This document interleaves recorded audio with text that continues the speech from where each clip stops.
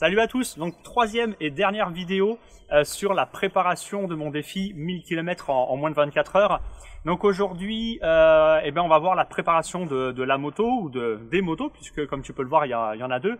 Donc tu vas être avec moi pour que je te montre tout ce que je vais installer comme équipement sur la moto. On va faire également un petit entretien de la moto, un petit check-up. Je te parlerai aussi de l'équipement du motard, hein, puisque voilà, je pars pas pendant une petite heure, là je pars 24 heures, je vais rouler de nuit aussi, donc il va falloir qu'on s'équipe correctement. Et puis comme d'habitude, je te donnerai voilà plein de petits conseils, des petites astuces toutes bêtes, mais qui vont changer en fait tout simplement tes trajets quand tu fais de longs trajets. Allez, c'est parti! Salut, moi c'est Fred, je suis formateur moto et à travers mes vidéos, j'aide des milliers de motards par an à passer le permis moto grâce à mes vidéos sur le plateau et la circulation sur mon site monpermismoto.com. Et je partage aussi toute ma vie de motard en vidéo ici sur YouTube. Prêt pour une nouvelle vidéo? Allez, c'est parti! Donc là, on va commencer par installer un chargeur USB. Je vous montre ça tout de suite. Voilà. Donc c'est de la marque Technoglobe. Ce qui est assez pratique, c'est que quand on le referme, ça va être étanche. Et puis ça coupe également l'alimentation électrique. Donc ça permet d'éviter que ça vide la batterie par exemple pendant tout l'hiver avec un petit courant de fuite. Donc je vous montre ça tout de suite pour l'installation. C'est parti. Donc là je vais installer mon chargeur en utilisant les pontées du guidon, les pontées de direction. J'ai pas pu utiliser la fixation d'origine. Alors maintenant on va relier le chargeur à la batterie. Alors au début j'avais prévu en fait de passer sous le réservoir, mais malheureusement voilà, c'était assez compliqué en regardant sous le réservoir pour pouvoir venir le fixer, donc j'ai décidé de passer ça sur le côté du réservoir en le fixant avec un pistolet à colle.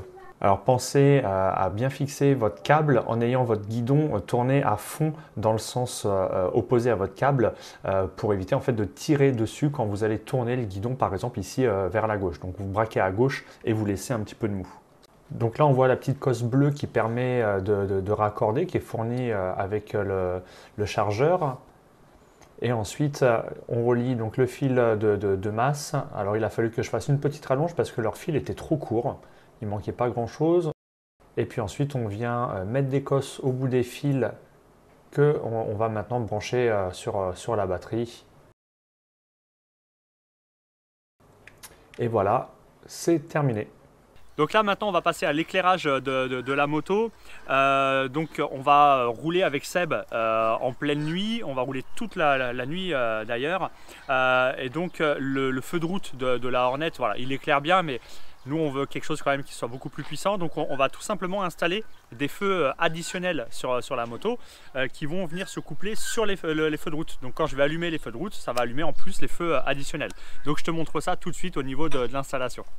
Donc au niveau de l'installation, j'ai choisi de les installer au niveau des rétroviseurs. Donc il a fallu démonter les rétros, se faire des petites pattes en alu pour venir donc fixer nos feux additionnels.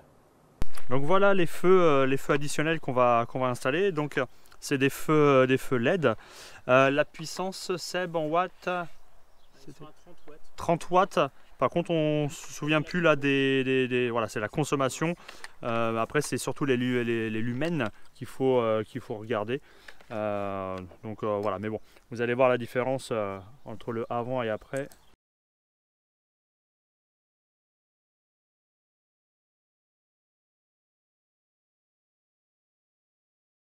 Donc là, maintenant, ce qu'on va faire, c'est installer, raccorder électriquement nos feux. Donc pour ça, il va falloir retirer le bloc optique. Et on va tout simplement soulever l'optique. Donc là, ce que je veux faire, c'est poser le bloc optique sur le garde-boue, mais pour pas le rayer forcément. Hop là, voilà. Donc là, vous avez le phare. Alors je vous avais parlé dans une autre vidéo d'un petit interrupteur qu'ils avaient mis, puisque c'était une ancienne moto-école.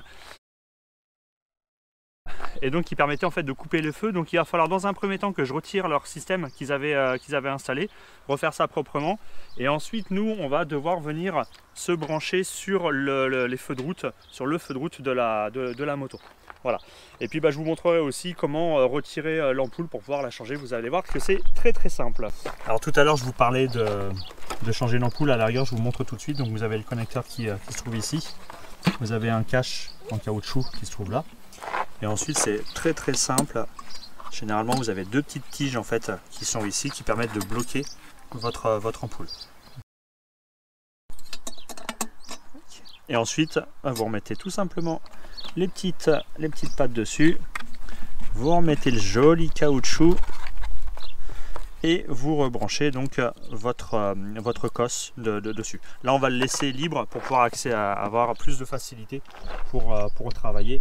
Donc là, nous, on va chercher à donc retirer ça.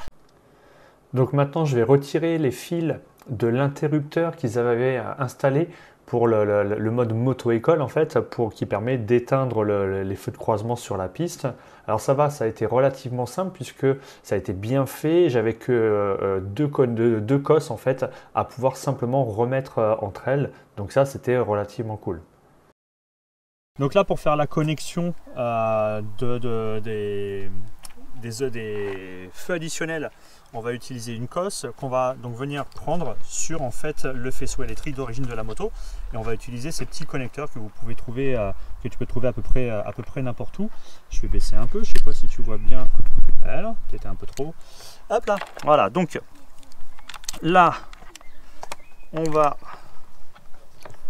prendre donc le feu de route. Ah mince, bon, tant pis. Donc là en fait, mon bleu c'est pour le feu de route. Mon vert c'est la masse et le blanc c'est pour le feu de croisement. Donc on va venir se prendre ici. On va mettre les deux fils à l'intérieur du connecteur. Voilà.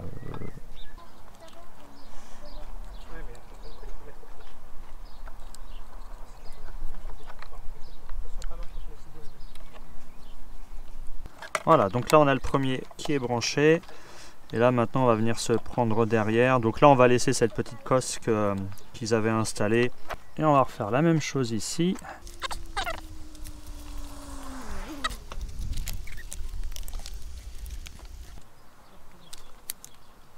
Voilà, donc là tout est installé. Voilà, donc là on vient de tout brancher. Puis on va pouvoir faire l'essai. Ah bah voilà. Hein. Voilà ce que ça va donner. Donc en plus du feu de route, hop, qui est installé. Donc en fait, quand je repasse en feu de croisement, on a bien le feu qui s'éteint et qui se rallume. Voilà, tout simplement. Donc là maintenant, on va rebrancher tout ça et puis ça sera bon.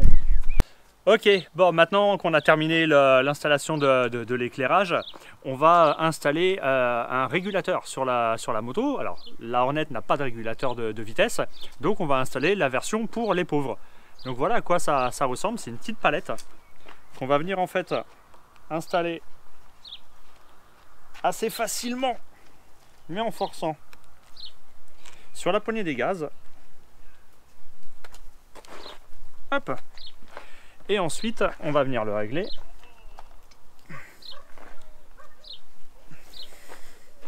Voilà, bien sûr, hein, c'est toujours comme ça. Alors, ça va être effectivement plus simple. Merci Seb de le régler comme ça. Donc, on va le régler pour que ça vienne en fait se mettre contre la paume de la main. Tac. Et du coup, en fait, ça va permettre d'avoir la paume qui appuie sur la palette. Je vais même le régler encore un tout petit peu plus haut. Et donc ça permet tout simplement, quand on avale beaucoup de kilomètres sur l'autoroute, d'éviter en fait d'avoir vraiment le poignet qui travaille, donc mal au poignet, mal à l'avant-bras, de choper des tendinites. Là c'est en fait directement l'appui en fait de votre bras sur le guidon et la rotation de votre poignet en fait qui va permettre de maintenir les gaz stabilisés.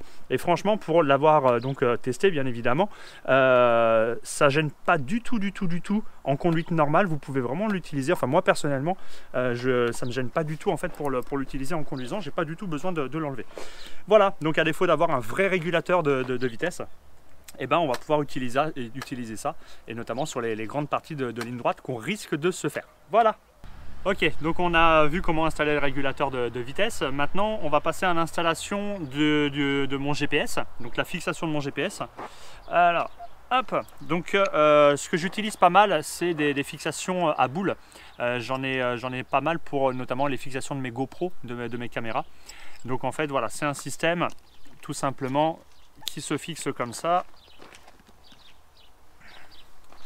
Donc en fait, c'est un système de boules qu'on vient prendre là-dedans. De l'autre côté, on va mettre la même chose, on va mettre le GPS et puis on va venir serrer.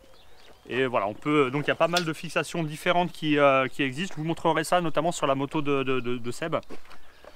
Donc là, rien de très compliqué. Je vais vous rapprocher un petit peu. On va se baisser. Seb, le réalisateur, va voir si je filme au bon endroit. Je vais le faire passer de l'autre côté. Alors il y a même des systèmes encore plus simples sans vis. Puisque là vous êtes obligé de sortir la clé pour pouvoir serrer. Il y a des systèmes où c'est directement une vis à serrer à la main, vachement plus pratique.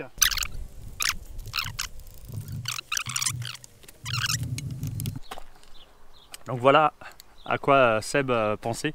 Donc des petits écrous papillons comme ça, des écrous à oreilles aussi on dit. Et donc ça permet quand même de serrer déjà assez fort à la main sans avoir besoin d'utiliser un outil. Merci monsieur Seb. Voilà, et donc maintenant on va venir fixer la première partie, mettre la boule du GPS, et voilà. Donc là, ce qui est assez pratique avec ce système, c'est qu'on peut régler ça dans tous les sens.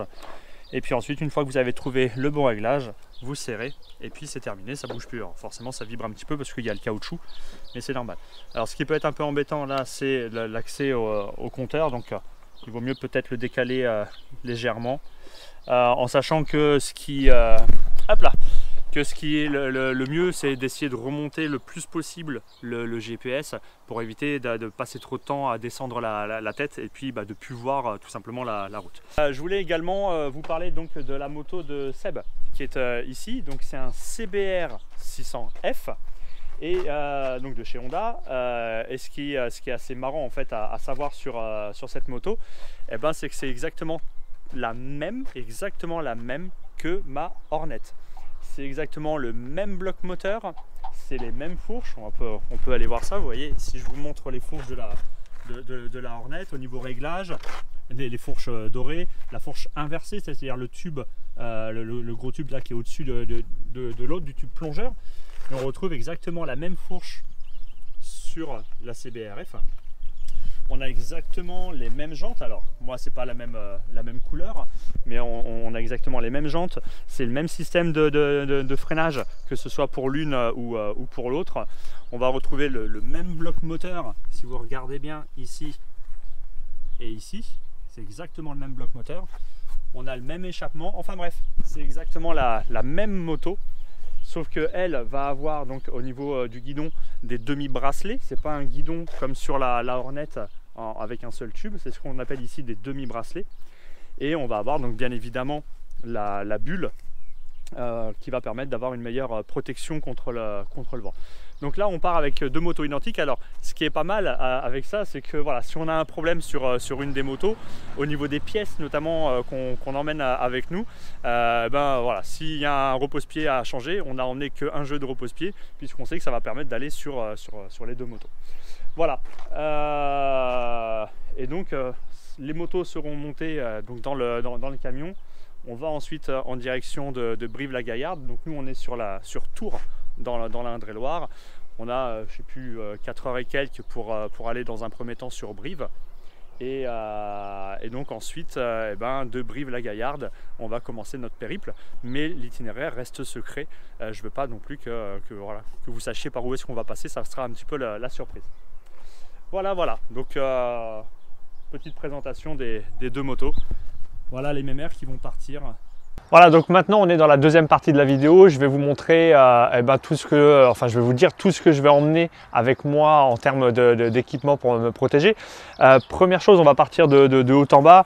Le tour de cou, ça peut paraître bizarre parce qu'on est en été, mais là comme on va être en montagne et qu'on va rouler de nuit, la température va facilement descendre en dessous de 10 degrés. Donc voilà mon tour de cou que j'utilise. C'est pas juste un tour de cou qui prend en fait que là, il descend quand même vachement bas au niveau de la poitrine pour se protéger plus efficacement. Là le vent passe pas du tout et puis il est étanche à la flotte. Sinon, quand vous roulez en hiver, ce qui peut être pratique aussi, c'est les cagoules. Donc ça, vraiment, ça vous protège entièrement et franchement, c'est ultra efficace. Il ne faut pas que ça soit trop épais au niveau des coutures, notamment pour pas que ça gêne sous le casque. Là, je ne vais pas l'emmener parce que voilà, on ne va pas non plus avoir des températures qui vont être proches de 0, ça devrait aller. Un truc tout bête, ça va être ça, un bonnet, puisque voilà, quand on va s'arrêter, se reposer la nuit, il va falloir se protéger un petit peu plus. Donc vous allez voir que le bonnet va être utile.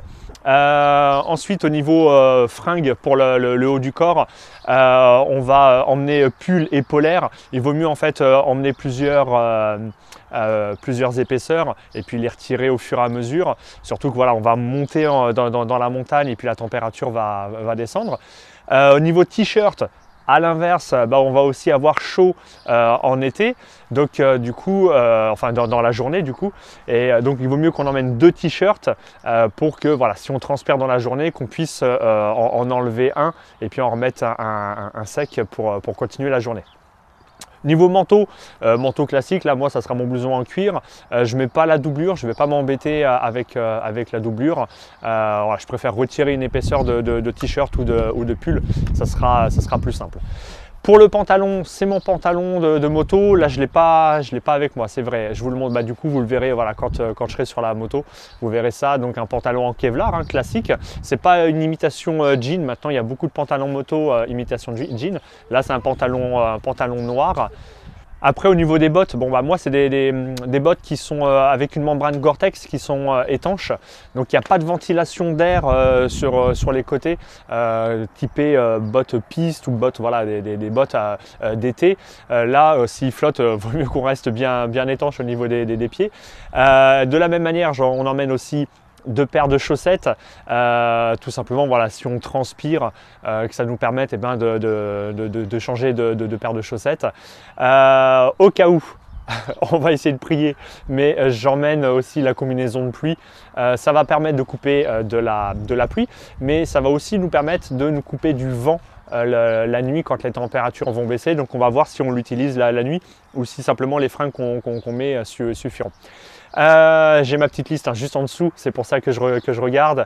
Ce qui peut être intéressant aussi, c'est un caleçon long thermique pour le bas du corps. Les filles, vous pourrez mettre des collants, vous savez très bien que c'est hyper efficace. J'avais pensé aussi au départ à mettre des bouchons d'oreilles, les boules caisses, mais là ça ne va pas être pratique parce qu'avec Seb on va relier nos 2 intercoms pour pouvoir en fait se parler, et donc forcément avec les boules caisses ça ne va pas être terrible du tout. Ensuite, au niveau rationnement, on va partir avec une bouteille d'eau d'1,5 litre chacun. On essaiera de refaire le plein dans les stations-service ou ce genre de choses si les toilettes sont ouvertes, ou racheter des bouteilles, peu importe. On part avec des paquets de gâteaux, des BN, on est fan de BN, donc ça va nous faire de l'énergie, des sucres lents. On part aussi avec des compotes qui vont nous permettre d'avoir des sucres rapides pour avoir des sucres immédiatement pris par le corps. Pour le vendredi soir, on partira avec des pâtes dans le ventre, histoire d'avoir des féculents et de tenir toute la nuit en termes d'énergie. Pour le matin, on a quand même prévu une petite bouteille d'1 litre de jus d'orange pour le samedi matin, pour le réveil, histoire qu'on se redonne un petit peu de vitamines. Et puis Seb, normalement, nous fera des pains au chocolat maison. C'est lui qui va les faire lui-même. Ensuite, faut penser aussi à des trucs tout bêtes, mais un rouleau de papier toilette, puisque voilà, on ne sait pas trop où est-ce qu'on va pouvoir s'arrêter pour aller aux toilettes, donc on emmène un petit rouleau. Une microfibre, donc un espèce de chiffon qu'on va pouvoir utiliser pour nettoyer la visière. Ça va être assez important, puisque voilà, au niveau visibilité. Un sac poubelle. C'est le truc tout bête, mais voilà, tout ce qu'on va générer en déchets, au moins qu'on puisse mettre ça directement dans un petit sac poubelle. Ça ne sert à rien d'en prendre un gros, mais un petit 5 litres, ça suffira largement. Et puis maintenant, on va passer à la mécanique. Donc je vais chercher tout mon matos et puis je vous montre tout ce qu'on emmène au niveau mécanique. Alors au niveau matos pour la mécanique, on va déjà emmener tout bêtement la trousse à outils qui se trouve sous la selle. Je vous la montrerai un petit peu plus tard. Dans cette trousse, en fait, vous avez tout le nécessaire pour faire vraiment l'entretien très courant. Vous allez pouvoir retendre votre chaîne, vous allez pouvoir régler vos rétroviseurs, vraiment les choses très basiques. Nous, on va emmener des clés supplémentaires par rapport aux équipements qu'on a pu installer sur la moto. On va également emmener, alors je vous montre ça, hop, je vais me rapprocher de vous. On va également emmener un kit de réparation anti-crevaison, j'espère que vous voyez bien ici. Donc ça par exemple, ça vient de chez Daffy. Donc en fait dedans, vous avez quand vous crevez, en fait, que vous avez un clou dans le pneu, vous retirez le clou. Vous avez ici une lime qui va permettre d'agrandir un peu le trou. Une petite aiguille ouverte au bout qui va vous permettre en fait de venir mettre une mèche. Alors c'est une mèche en espèce de résine qui va venir en fait combler le trou. Donc on met la mèche en fait dans l'aiguille et puis ensuite on vient mettre la mèche dans le trou, faire un petit quart de tour, retirer la mèche et la mèche reste à l'intérieur. Et puis ensuite, une fois que c'est fait, eh bien, vous avez des cartouches de CO2 qui vont vous permettre en fait de refaire la pression des pneus. N'hésitez pas dès que vous pouvez à retourner dans une station-service pour refaire la pression correctement. On emmène également, j'en avais parlé, donc une paire de repose-pieds et puis une paire de leviers de frein et d'embrayage. Voilà, au cas où ça serait bête que l'aventure s'arrête là comme ça. On emmène également, alors j'enlèverai le carton pour que ça soit plus simple, des ampoules H4 pour nos bécanes. Et puis pensez toujours à vérifier que sous la selle, dans le compartiment des fusibles, que vous ayez bien les fusibles de rechange. Vous avez des fusibles qui servent à la moto et puis vous avez des compartiments pour les fusibles de rechange. Vérifiez bien qu'ils y soient et puis qu'ils soient OK. Voilà, tout simplement. Ensuite, on va aussi emmener du scotch américain, le scotch US gris qui est très raide, du Shetterton. Voilà, ça c'est vraiment pour le basique. Et puis quelques petits colliers. Les colliers en fait qui permettent d'attacher les câbles qu'on appelle les colliers Rilsan, les colliers Colson. Donc voilà un petit peu pour toute cette partie sur la moto. Rien de plus, on part que pour 24 heures, on va pas faire un trek au Maghreb, donc ça devrait aller. Voilà, cette partie-là est terminée. Maintenant, je vous montre 2-3 petites choses sur l'entretien qu'on va faire avant de partir. Nettoyage et graissage de la chaîne et graissage du câble d'embrayage. On va voir un petit peu ce qu'on fait d'autre. Alors on va commencer par le nettoyage de la chaîne, on va entretenir la chaîne. Donc quand vous la graissez avec les kilomètres à force, eh bien, il y a de la saleté, de la crasse qui vient se déposer sur la chaîne, donc il faut la nettoyer. Donc pour ça, hop, vous pouvez utiliser tout simplement ce genre de bombe qui est faite exprès. Il y en a certains qui utilisent du pétrole désaromatisé, enfin bref, voilà, ou de l'essence, ce genre de choses. Et ensuite, une fois qu'elle est dégraissée, vous allez pouvoir la regraisser donc avec de la graisse. Petite astuce d'ailleurs, pensez toujours à regraisser votre chaîne quand elle est chaude, c'est-à-dire en rentrant de balade, vous la graissez et du coup, en fait, la graisse, vu que la chaîne elle est chaude, la graisse va se lubrifier et bien pénétrer à l'intérieur des maillons. Si vous faites ça en fait à froid, voilà, on entend notre copain Lan. Et si vous faites ça à froid, du coup la graisse va se déposer simplement en surface et ne va pas pénétrer à l'intérieur des maillons. Donc là, la moto, je l'ai mis sur une béquille d'atelier, ce qui va me permettre tout simplement de pouvoir faire tourner ma roue arrière assez facilement.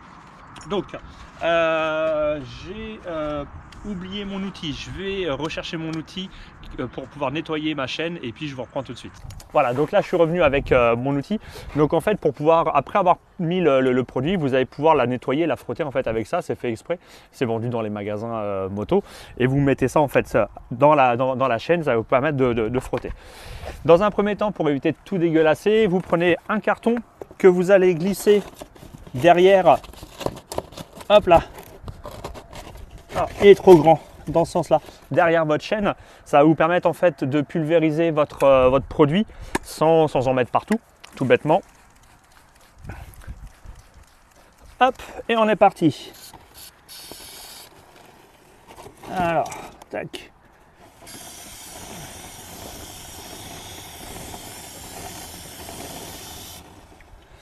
Voilà, donc là, ça suffit. Vous attendez 2-3 minutes que le produit agisse bien et liquéfie un petit peu les matières. Et ensuite, avec la brosse, là, vous allez frotter pour pouvoir retirer tout ce qui reste. Une chose très importante, ne faites jamais ça moteur allumé en première, parce que certains petits malins pourraient être tentés de faire ça. Je vous montre. Donc de se mettre comme ça, de passer une vitesse et de démarrer le moteur. Je m'en suis pris plein la gueule. Donc là, le risque en faisant ça, c'est de se faire happer le doigt. Le risque en faisant ça, c'est de se faire happer le doigt par la chaîne et de se broyer la main. Je m'en suis envoyé plein de produits. C'est pour ça que j'ai remonté brutalement. Donc là maintenant, on va pouvoir nettoyer la chaîne.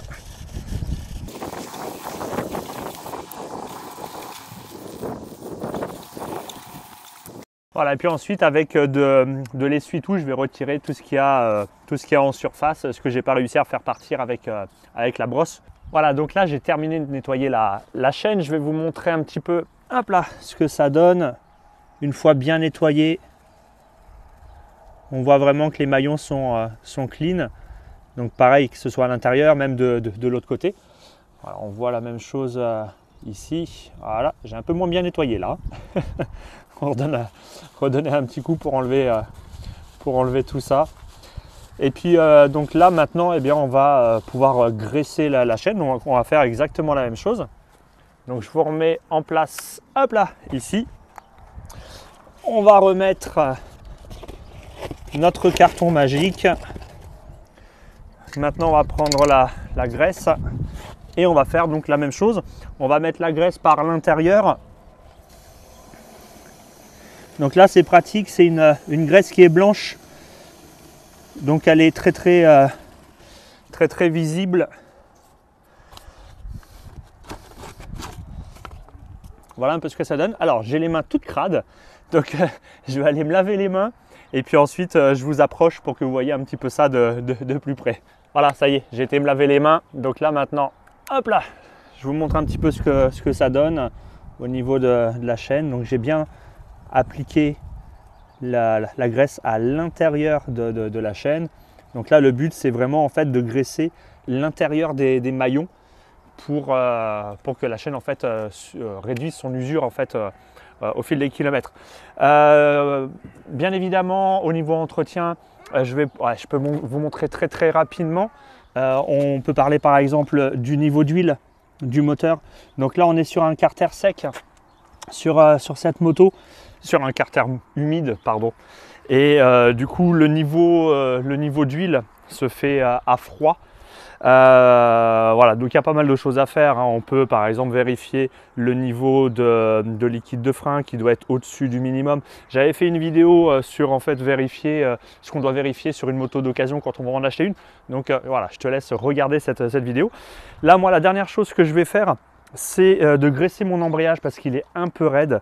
Donc pour rappel, sur cette moto, comme beaucoup de motos, on a un embrayage par câble. Donc on voit le câble ici, donc qui part dans la gaine.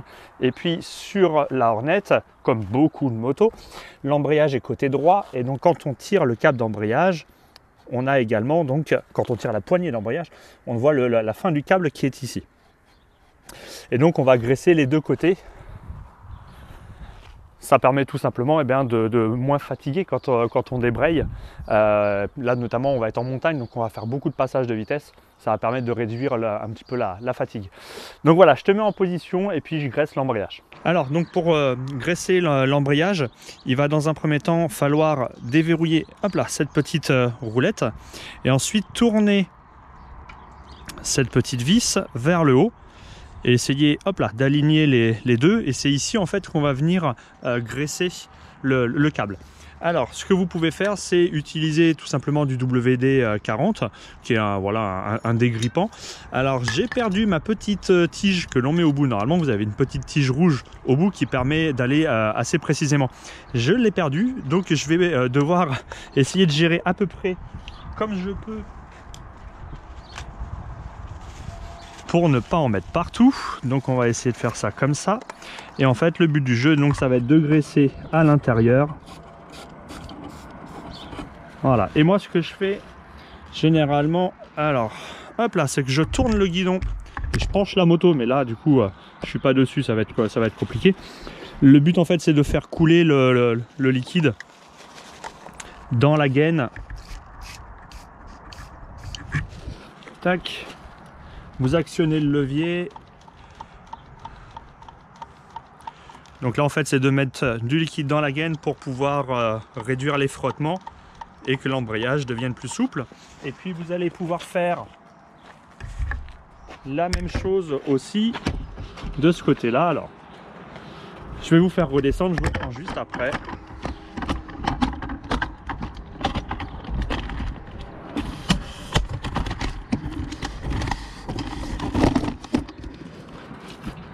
Voilà, donc on a la même chose ici comme je vous ai montré tout à l'heure. Donc là on va venir aussi graisser, lubrifier cette partie là. Hop, on tire sur le cap pour faire entrer un peu le produit. Hop, donc le petit chiffon pour éviter d'en mettre partout tout simplement. Voilà. Donc là maintenant ce que je te propose, eh ben, c'est de te montrer un petit peu l'efficacité des feux additionnels que j'ai installés, puisque voilà, pour pouvoir les régler, bah, il a fallu que j'attende la nuit pour rouler et les régler en hauteur et puis les régler en direction. Donc voilà, je te propose eh ben, de monter sur la bécane. Voilà, donc là on se retrouve en pleine nuit. Pour l'instant je suis en feu de croisement puisque j'ai une voiture qui arrive en face. Et maintenant je vais passer avec les feux de route. Voilà, donc là avec les feux additionnels que j'ai installés, donc on voit très très loin, on voit très très large aussi. Tout est parfaitement clair, là le passage du poids lourd. Et maintenant eh bien, vous allez voir un petit peu ce que ça donne sans les feux additionnels. Donc là je suis juste avec le feu de route normal en fait de la Renette. Et c'est quand même assez stupéfiant. Alors, je vous remontre maintenant à nouveau avec le feu additionnel et sans le feu additionnel. La différence, elle est énorme. Là, voilà, je vous ai mis côte à côte un autre endroit où j'ai filmé deux fois, une fois avec les feux additionnels, une fois juste avec le simple feu de route. Donc, on voit beaucoup plus large, hein. Surtout en montagne, ça va être assez intéressant de pouvoir voir assez large dans les virages, sur les bas-côtés. On voit quand même aussi plus loin. C'est plus propre, c'est plus clean en fait quand on regarde bien loin. Voilà, donc c'était la dernière vidéo de ma préparation de mon Iron Butt, mon petit défi de 1000 km. Si tu veux nous rejoindre hein, à Brive-la-Gaillarde pour le départ ou sur l'itinéraire pour rouler un peu avec nous, pense à aller sur mon site, tu vas dans la page contact, tu me laisses un petit mail et puis comme ça je te recontacterai. Vous êtes déjà plusieurs là à participer avec nous à l'événement. Je posterai aussi donc des photos et vidéos. On verra ce que je peux faire du live, vraiment de l'aventure, sur la page Facebook monpermismoto.com et puis également sur le groupe privé sur Facebook monpermismoto.com. Tu recherches ça sur Facebook, tu pourras trouver facilement. Et puis bah voilà, comme ça te permettra de vivre avec nous l'aventure. Moi je pars donc dans une semaine là maintenant pile poil. Donc voilà, les préparatifs sont déjà faits. Donc j'espère que tu me suivras, que tu nous suivras dans cette aventure. Je te dis à bientôt, salut!